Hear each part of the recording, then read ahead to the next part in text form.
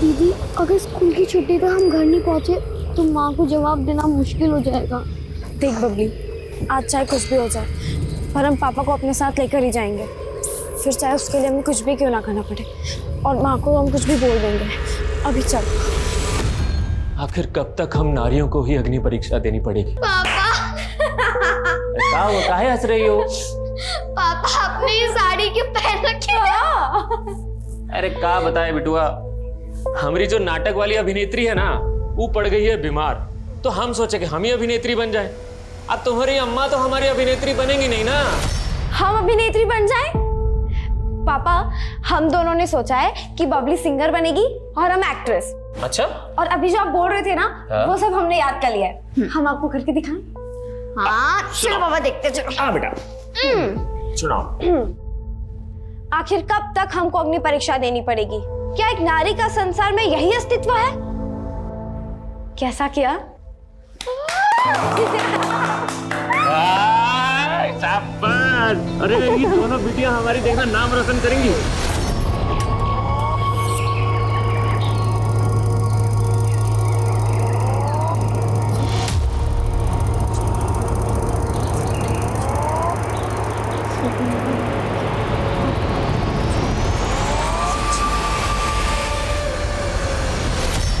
बुरा मत मानिएगा मालती जी, पर आपने खुद ही अपने पैरों पे अपने हालात की कुल्हाड़ी दे मारी।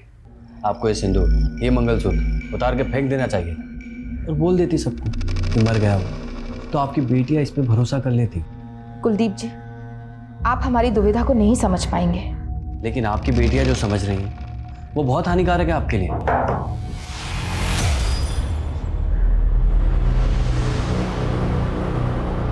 अच्छा, मैं चलता हूँ।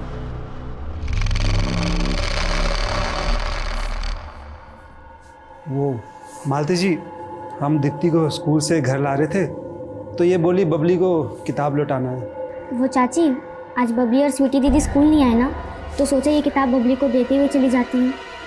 ये क्या बोल रही हो दीप्ति? वो दोनों तो सुबह स्कूल के लिए निकले थे। नहीं चाची, वो दोनों तो स्कूल आए ही नहीं थे।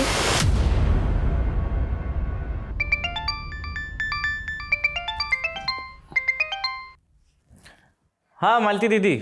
मधुकर, स्वीटी और बबली तुम्हारे यहाँ आए क्या? नहीं तो वो दोनों यहाँ पर नहीं आई। सुबह स्कूल के लिए निकले थे दोनों, लेकिन स्कूल पहुंचे नहीं और कहीं मिल भी नहीं रहे हैं। क्या? देखो हम लोग वहाँ पर अभी पहुँचते हैं, आप घबराइए नहीं।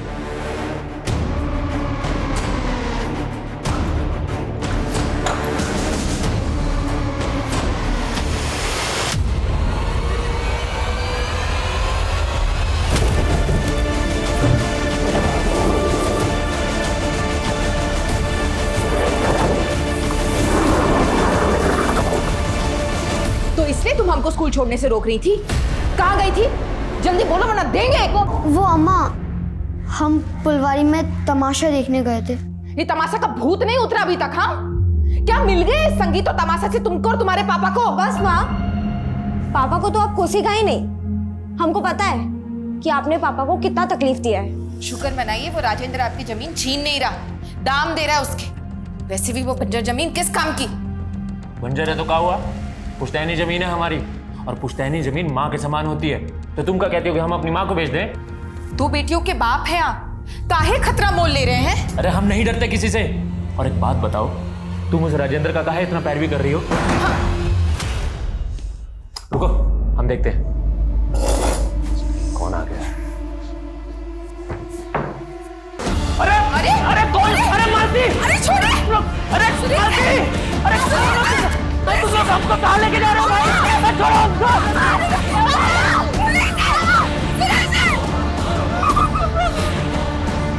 बेटा, तुम दोनों हमको गलत समझ रही हो। तुम्हारे पापा हमारी वजह से तुमसे दूर नहीं हुए। और अगर तुमको ऐसा लगता है कि हमने तुमको संगीत से दूर कर दिया है तो हम बदल जाते हैं। रुको रुको,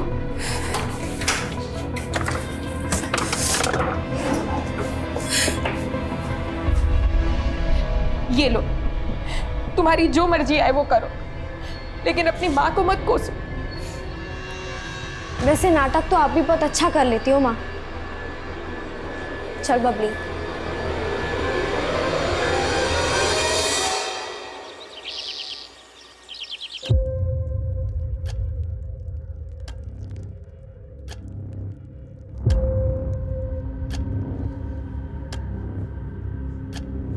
स्वीटी, बबली,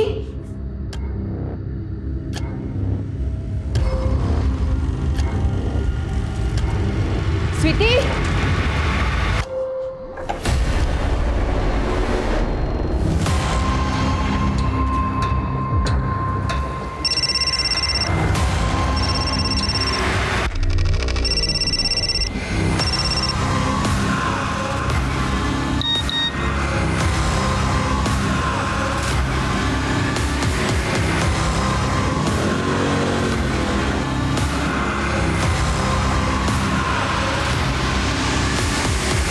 सुबह तो हमने देखा था उन्हें जब हम दुकान खोलते थे, यहीं से जा रही थी। अबे क्या? पीछे ले, पीछे ले। आग दिखा रही है अभी। वो जमींदार राजेंद्र जी के बेटे रतन का सर खोल दिया था बबली ने, वही गुस्से में गया था उनके पीछे।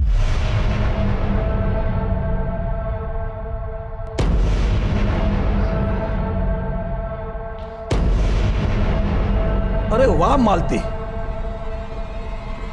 रात में हम तुम्हारा ही सपना देखे, पर जब नींद से जगे तो हमारी तो जल गई। अरे साला तुम वो किराएदार का खटिया पे। हमारी बेटियां कहाँ है? बेटियां? तुम साला नौटंकी वाले, तुम्हारा हर दिन का नया नौटंकी होता है। तेरे बेटे ने उठाया ना हमारी बेटियों को, कहाँ है वो? बस देख, हमरे बेटे रतन को बीच में मत घसीट। चल जा, जा यहाँ से। हम जानते तू बहुत ताकतवर हो। 1.5 साल पहले हमारे पति को भी उठवा लिया था तुमने, तब हम कुछ नहीं कर सके, लेकिन हमारी बेटी हमें लौटा दो। तुम जो कहोगे, तुम्हें जो चाहिए हम देने के लिए तैयार हैं। जो चाहिए देने के लिए तैयार हो। निकल कहीं की। तुम तो पीछे ही पड़ गई राजेंद्र के। 1.5 साल पहले भी तुम्हारे आरोप साबित नहीं हो पाए थे, ना तुम्हारे पास कोई सबूत था ना कोई गवाह। लेकिन साहब, तो सोलंकी जी ने राजेंद्र के बेटे को हमारी बच्चों का पीछा करते हुए देखा है। आप उनसे पूछ लीजिए, राजेंद्र के बेटे रतन ने गायब किया हमारी बच्चियों को। हाँ बाबा। कहाँ है तू? ठीक है, हम बात करते हैं। कहा इंस्पेक्टर? अरे किस सोलंकी के बयान पर भरोसा कर लिया? अरे हमरे बेटे को नहीं, वो कमीना किसी और को देखा होगा। तो फिर आपका बेटा रतन कहाँ गायब है? अरे गायब नहीं है, शहर गया है। उसका इस केस से कुछ लेना देना नहीं है। तुम फिर उस गलत औरत का बात पर भरोसा कर लिए। तुम उसके गेम को समझ नहीं पा रहे हो। गेम? कैसा गेम? 2 महीना पहले वो एक किराएदार रखे थे, दुनिया की नजरों में धूल झोंकने के लिए। असल में वो किराएदार उसका प्रेमी है। अब उसके लिए पहले वो अपने पति को गायब की और अब अपनी बेटियों को। अब तुमको हमारे बात पर भरोसा नहीं है ना, तो जाके पूछ लो पड़ोसियों से कि उनके बीच में क्या चल रहा है।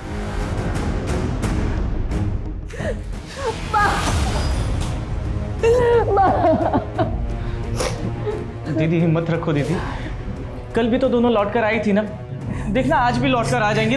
तुम चिंता मत करो। हाँ मालती, भगवान पे भरोसा रख, दोनों बहनें जल्दी लौट आएंगी। हाँ बैठ बैठ, आ जा।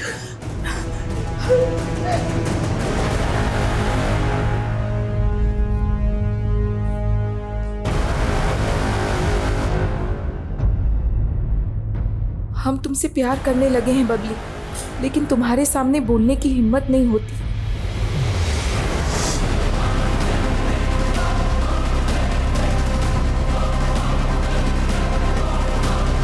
यहाँ रुकना हमारी सारी प्लानिंग बर्बाद कर सकता है, इसलिए हमें रूट बदलना होगा।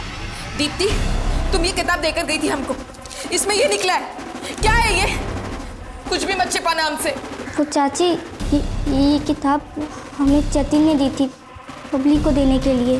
कौन जतिन? हमारा सीनियर था, पर फेल होके बबली की क्लास में आ गया था, पर उसके पापा के डेथ के बाद उसने पढ़ाई ही छोड़ दी।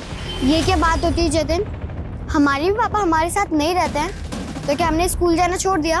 लेकिन बबली, अब हमें अपने पापा का गैरेज संभालना होगा, और अगर हम स्कूल आएंगे तो कमा नहीं पाएंगे। और अगर कमा नहीं पाएंगे तो पापा के इलाज के लिए कर्जा कैसे चुकाएंगे बताओ? सब हो जाएगा। तुम स्कूल नहीं आ सकते तो क्या हुआ, ओपन से पढ़ लेना, हम तुम्हारी मदद कर देंगे, ठीक है? बबली उसको पढ़ाने उसको दुकान पे जाती थी, वहीं उसकी एक किताब छूट गई थी जो जतिन ने हमको दी थी। सब यही उस जतिन का घर है साहब, कल से यहाँ ताला लगा हुआ है, इसका दुकान इसका फोन दोनों बंद है। ये जतिन के फैमिली में और कौन कौन रहते हैं? पिता थे जो गुजर गए साहब, हमको जतिन पर भी शक हो रहा है, तभी तो ये गायब है।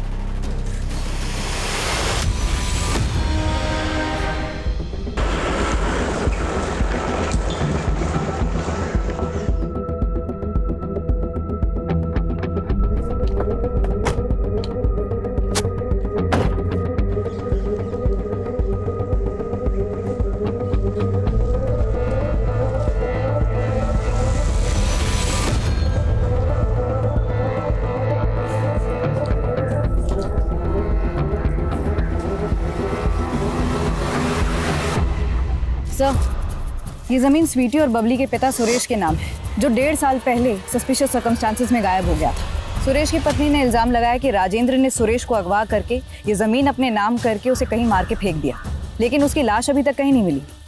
और इस बार भी उसने राजेंद्र और उसके बेटे रतन पर ही अपनी दोनों बेटियों के कत्ल का इल्ज़ाम लगाया। किसी सोलंकी नाम के आदमी ने गवाही दी थी कि उसने रतन को इन दोनों लड़कियों के पीछे जाते देखा था, लेकिन लोकल पुलिस ने उसकी गवाही खारिज कर दी। तुमने तो बताया था उस समय तुमने चश्मा नहीं पहना था। हाँ सर।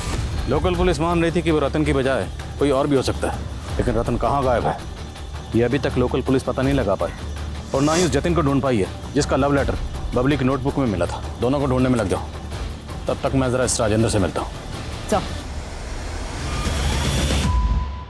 एंटीसिपेटरी बेल लेकर आप गिरफ्तारी से तो बच गए, पर पूछताछ से नहीं बच पाएंगे। पूछिए जो भी पूछना है, ताकि सच्चाई बाहर निकले। हमको भी तो पता चले कि कौन हमको फंसाना चाहता है। अगर आप वाकई चाहते हैं कि सच्चाई बाहर निकले तो अपने बेटे को बाहर निकालिए। क्यों छुपा रखा उसे?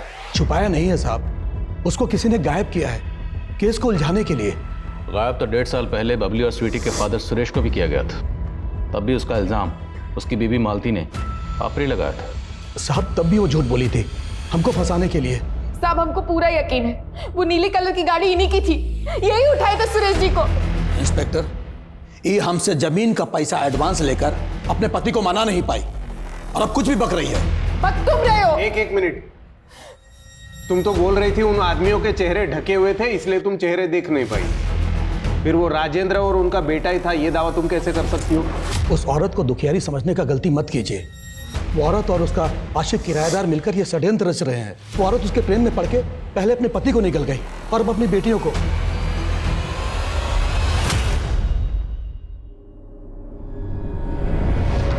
अगर आपको हमारी फिक्र होती ना माँ, तो हमें संगीत से दूर नहीं करती हैं। संगीत क्या, इन्होंने तो हमको पापा से भी दूर कर दिया है।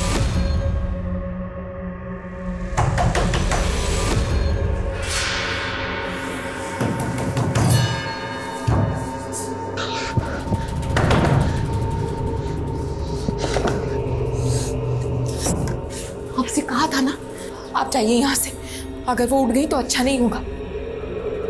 जाइए, निकलिए यहाँ से, जाइए।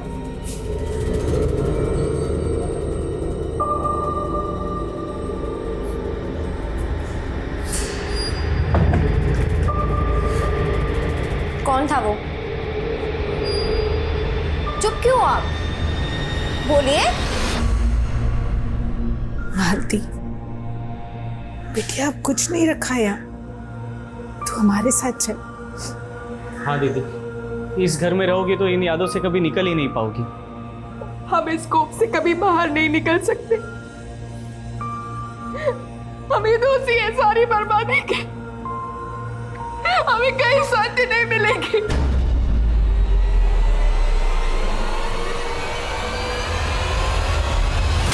कि जतिन और रतन के सीडीआर देखकर तो नहीं लगता कि ये दोनों टच में होंगे, और लोकल पुलिस ने बताया कि स्वीटी और बबली के पास कोई फ़ोन नहीं था।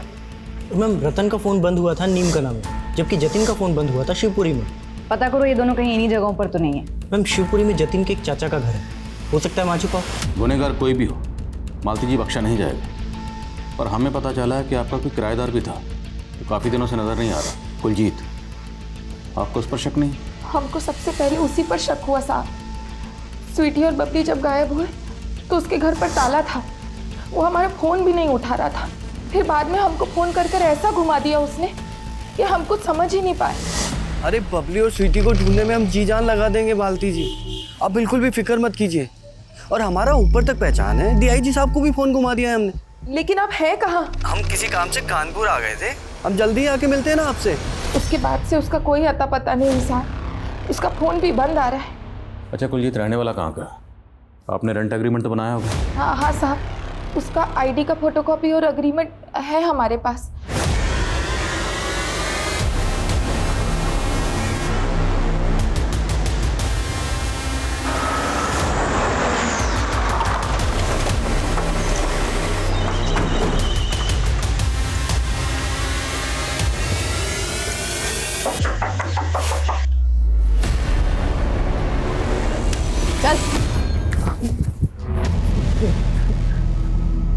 सर हम बबली को क्यों मारेंगे?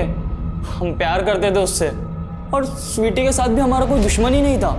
तुमने दीप्ति के हाथों बबली के लिए जो लव लेटर भेजा था उसमें तुमने लिखा था कि वो तुमसे आकर मिले। क्या उस शाम को बबली तुमसे मिलने आई थी? हाँ सर, हम उसी दिन शाम में उससे मिले थे।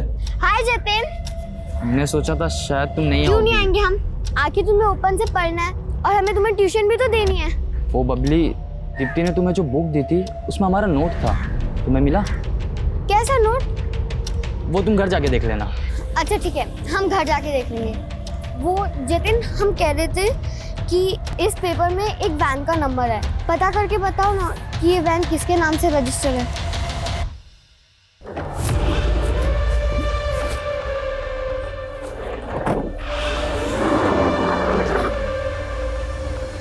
सर फिर हमें बबली ने बताया कि 1.5 साल पहले उसके पापा को जिस वैन में किडनैप किया गया था, उसे लग रहा था कि वो उसी वैन का नंबर है।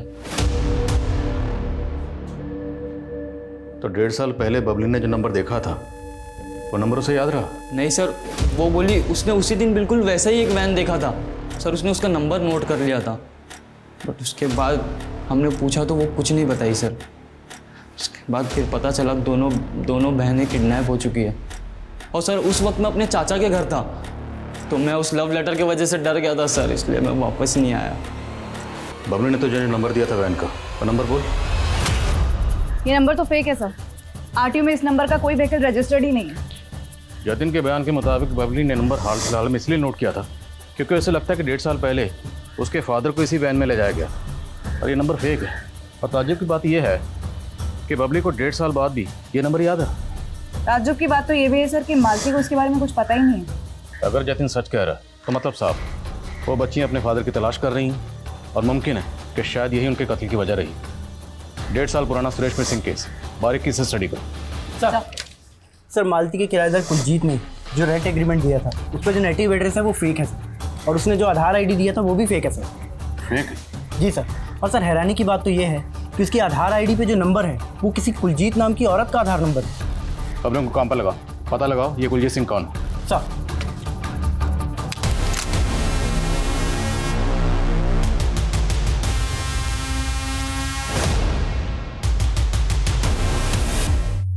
तो तू है सोलंकी जिसने उस आदमी को मालती का घर किराए पर दिलवाया था? हाँ साहब, लेकिन हमें नहीं पता था कि वो इतना बड़ा बंडलबाज निकलेगा। क्या मालूम तू भी उसकी बंडलबाजी में शामिल हो? नहीं साहब, हम तो सिर्फ मालती की मदद करना चाहते थे, लेकिन हम हैरान तो तब हुए जब उनकी बेटी अपना कमरा किराए पे देना ही नहीं चाहती थी।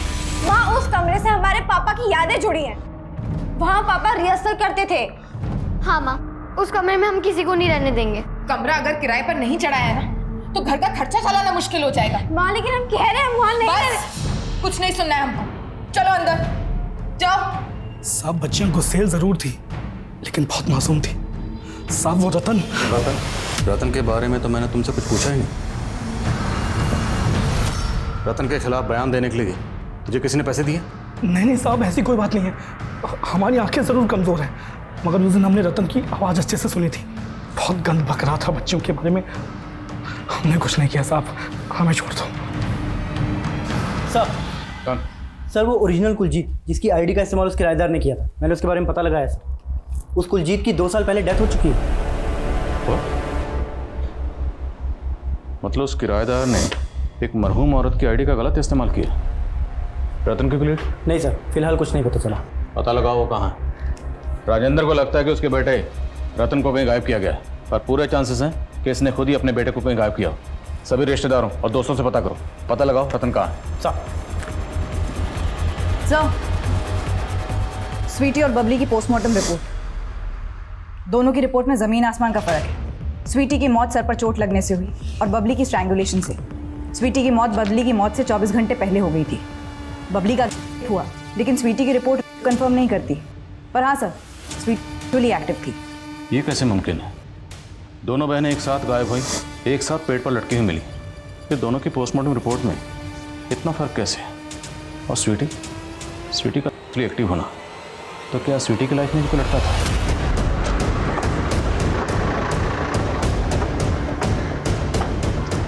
नहीं साहब, हमारी बेटियां ऐसी नहीं थी। उनका किसी लड़के के साथ चक्कर नहीं था। हो सकता है स्वीटी के साथ कभी किसी ने कुछ गलत किया हो, घर में या मोहल्ले में, या फिर आपकी गैर मौजूदगी में उस किराएदार ने। नहीं साहब, हम उनको कभी घर पर अकेला नहीं छोड़ते थे। आपके घर पर कौन कौन आता था और दोनों बहनें कहाँ कहाँ जाती थी? स्कूल के अलावा दोनों बहनें बस अपनी एक सहेली दीप्ति के घर ही जाती थी। हाँ सर, बबली और स्वीटी दीदी हमारे यहाँ पढ़ने आते थे। क्या बबली की तरह स्वीटी का भी कोई बॉयफ्रेंड था? हाँ सर, स्वीटी दीदी सूरज भैया को लाइक करती थी। सूरज? कौन सूरज? सूरज भैया तो स्वीटी दीदी के पापा के नाटक मंडली में काम करते थे। साहब, सूरज हमारे घर के बरामदे में ही सोता था, अनाथ था। सुरेश जी बहुत मानते थे उसको। है कहाँ है सूरज आजकल? सर, आप गलत समझ रहे हैं सर। हम और स्वीटी सिर्फ अच्छे दोस्त थे। सिर्फ अच्छे दोस्त थे या बहुत करीबी दोस्त थे? तुम्हारे और स्वीटी के बीच में जिस्मानी ताल्लुकात है ना? नहीं सर, हमारे बीच में ऐसा कुछ भी नहीं था। पर तुम स्वीटी से अक्सर मिलते थे ना? मिलते थे या नहीं? हाँ सर। तो स्वीटी से आखिरी बार मुलाकात कब हुई थी? इतना तो याद ही होगा। वो दिन मैं कभी नहीं भूल सकता, क्योंकि उस दिन स्वीटी बड़ी अजीब अजीब बातें कर रही थी। सूरज, तुम अपने ब्लॉग की न्यूज़ ढूंढने के लिए इधर उधर घूमते रहते हो। क्या तुम हमें बता सकते हो कि इस एरिया में लोग कहाँ रहते होंगे? और सर, फिर हमने उसे देवली जंगल पहुंचने का नक्शा बना कर दिया था, और फिर पता चला कि स्वीटी और बबली उस दिन देवली जंगल गए थे। देवली जंगल? हाँ सर। और सर, स्वीटी और बबली की हत्या के एक दिन पहले स्वीटी का हमारे पास फ़ोन भी आया था। स्वीटी, हमको तुम्हें देवली जंगल के बारे में बताना ही नहीं चाहिए था। तुम क्यों खतरा मोल ले रही हो? देखो सूरज, हम तुमसे अभी बात नहीं कर सकते, और कल जल्दी सुबह हम और पब्लिक तुमसे मिलने आएंगे। लेकिन सर, स्वीटी कभी आई ही नहीं। फिर हमें उनकी हत्या के बारे में मालूम पड़ा। बेवकूफ बना रहे? स्वीटी के पास कोई फ़ोन नहीं था। सर, फ़ोन कैसे नहीं था? हम तो आए दिन स्वीटी से फ़ोन पर ही बात करते थे। हम झूठ क्यों बोलेंगे साहब? स्वीटी के पास फ़ोन था ही नहीं। स्वीटी के पास फ़ोन था। सूरज ने हमें जो नंबर दिया, हमने पता लगाया, वो नंबर स्वीटी का ही है। लेकिन ये बात आपने हमें नहीं बताई।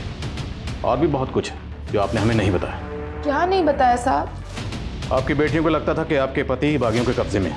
ये आपने हमें नहीं बताया। आपकी बेटियां देवली के जंगल में गईं, ये बात आपने हमें नहीं बताई। और बबली ने रिसेंटली एक वैन का नंबर नोट किया था जो कि फेक था, लेकिन ये बात आपने हमें नहीं बताई। और सबसे अहम बात, स्वीटी के पास फ़ोन था, ये आपको कैसे नहीं पता था? नहीं पता चला साहब, क्योंकि वो हमसे बहुत सी बातें छुपाने लगी थी, क्योंकि उनका भरोसा उठ गया था अपनी माँ से। हम अपने आप से हार गए थे साहब, हार गए थे। मालती जी, पहली में बात मत कीजिए, आंसू पूछिए और मेरे सवाल का जवाब दीजिए। आपके पति सुरेश कहाँ है? साहब, 1.5 साल पहले तक हम यही सोचते रहे कि वो राजेंद्र मार दिया उनको, लेकिन फिर 3 महीने बाद कुछ ऐसा हुआ जिसकी हम कभी कल्पना भी नहीं किए थे।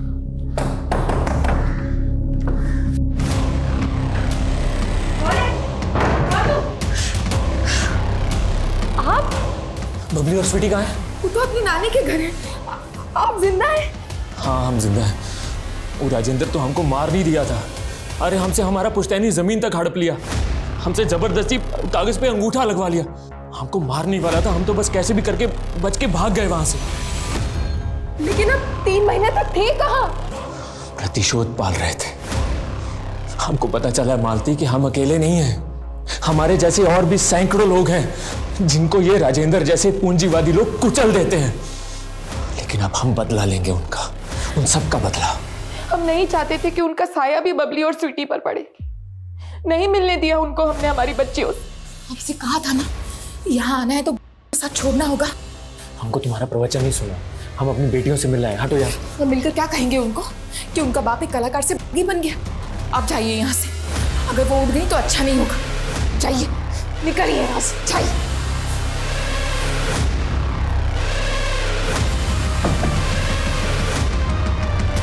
कौन था वो? चुप क्यों आप? बोलिए। आप पापा को धोखा दे रहे हो। नहीं स्वीटी, वो कोई गैर मर्द नहीं था, तुम्हारे पापा ही थे। अगर वो हमारे पापा थे तो हमसे मिले बिना क्यों चले गए? क्योंकि अब हम उनसे कोई रिश्ता नहीं रख सकते, बागी बन चुके हैं वो। हम तो कठोर बनकर सुरेश जी से दूरी बना ली, लेकिन हमारी बेटियां ये दूरी बर्दाश्त नहीं कर पाई। वो तो हमको ही दोषी मानती रही। उनको उनके पापा से दूर कर दिए थे हम। लेकिन हम तो हैरान है ये जानकर कि वो दोनों खुद से अपने पापा की तलाश में के घर जाने का कोशिश की। अब सुरेश कहाँ है? हमको नहीं पता साहब, पिछले 3 महीने से हमने उनका शकल भी नहीं देखा।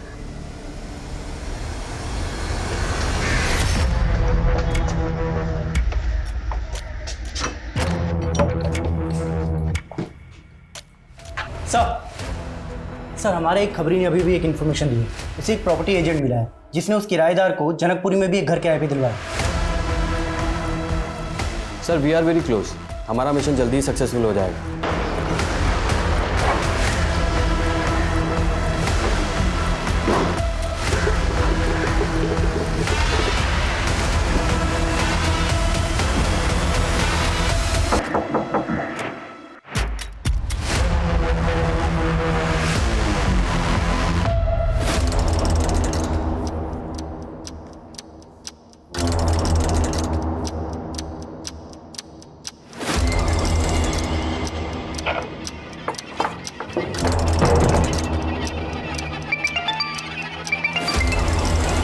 जैन सर। ओके सर, हो जा।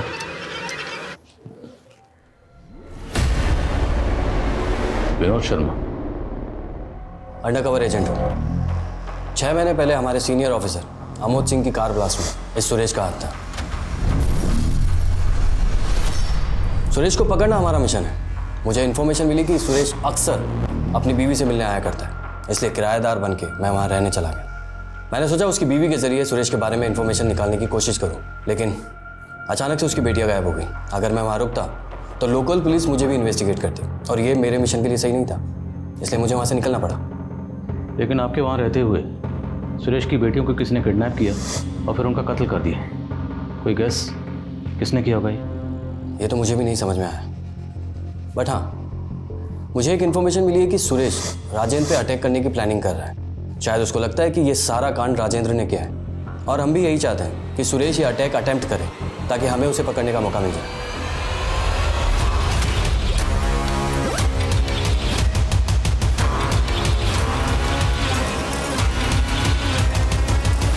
सर सर सर आपको कुछ गलत फहमी हुई है सर। नहीं सर, किए ना ही उसे टांगे सर। तूने कुछ किया नहीं? नहीं किया सर। तो गायब क्यों हुआ था? बोल सर। वो पापा बोले कि हम गांव जाते तो अंदर हो जाते। क्या कहते सर, आप हमारा विश्वास कीजिए सर, हमने कुछ नहीं किया है। और सर उस दिन तो हमें वो लड़कियां भी नहीं मिली थी, वो हाथ से निकल गई थी सर।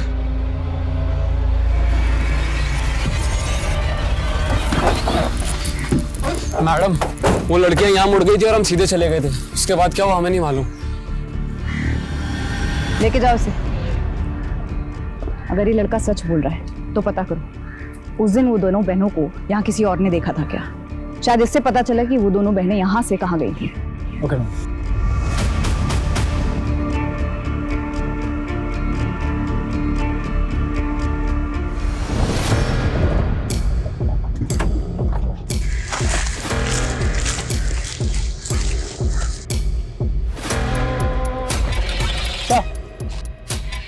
उस तरफ एक स्ट्रक्चर है, चेक करो सब्जेक्ट।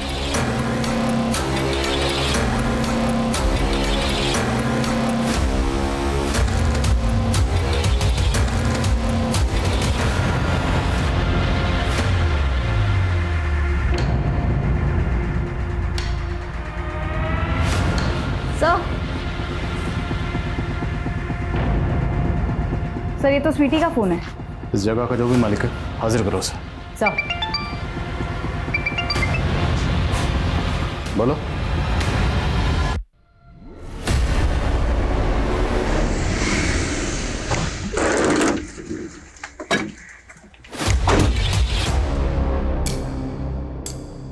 दस मिनट में राजेंद्र आने ही वाला है। आज तो हम उसका काम तमाम करके ही हटे।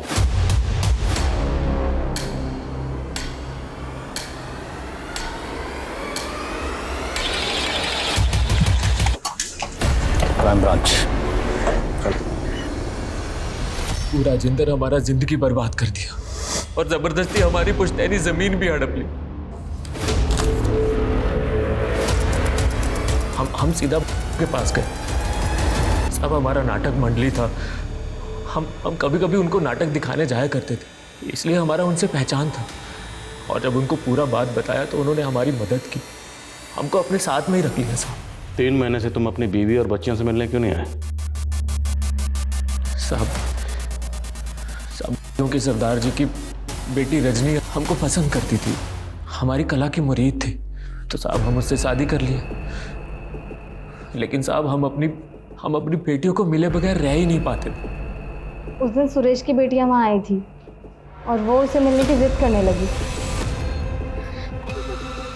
अब बता, कौन है तुम्हारा बाप? हमारे पापा का नाम सुरेश है, वो भी आप लोग तरफ नहीं है।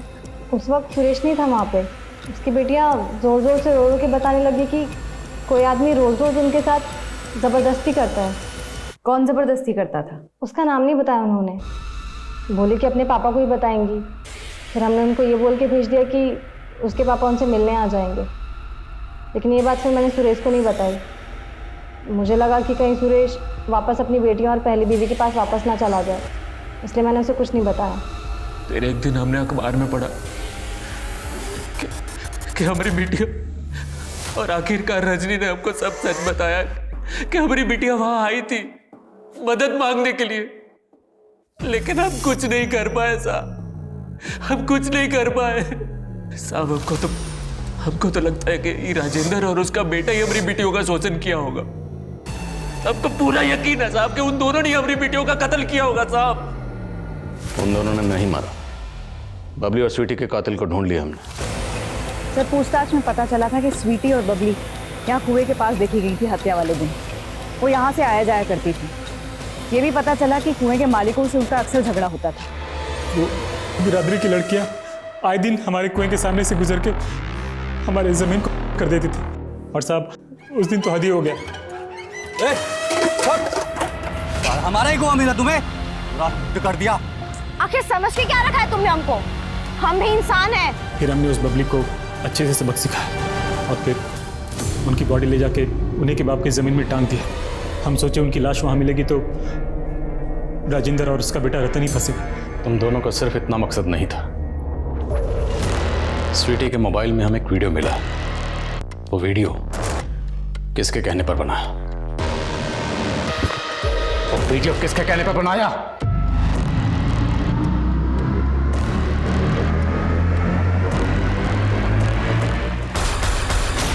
स्वीटी का वीडियो तूने बनाया था ना? उसे हर रोज फोन भी तू ही करता था ना? सुरेश जीजा गायब हो जाने के बाद राजेंद्र के डर से दीदी दोनों बहनों को हमारे यहाँ छोड़ दी थी। एक दिन हमारी माँ और वो छोटी वाली बबली बाजार गए थे। हम थोड़ा सा बहक गए थे।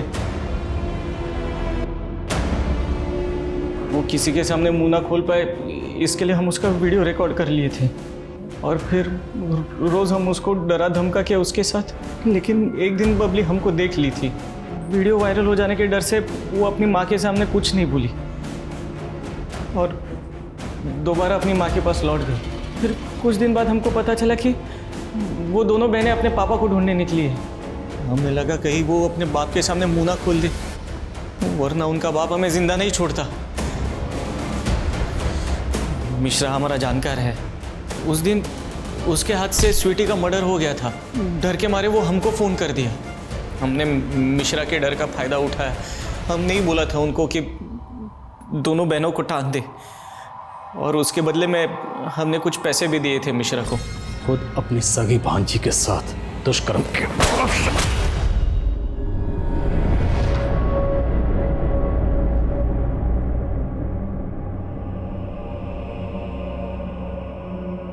मालती और सुरेश की दूरी ने उनकी बेटियों को उनसे इतना दूर कर दिया जहां से वापस आने की कोई गुंजाइश नहीं।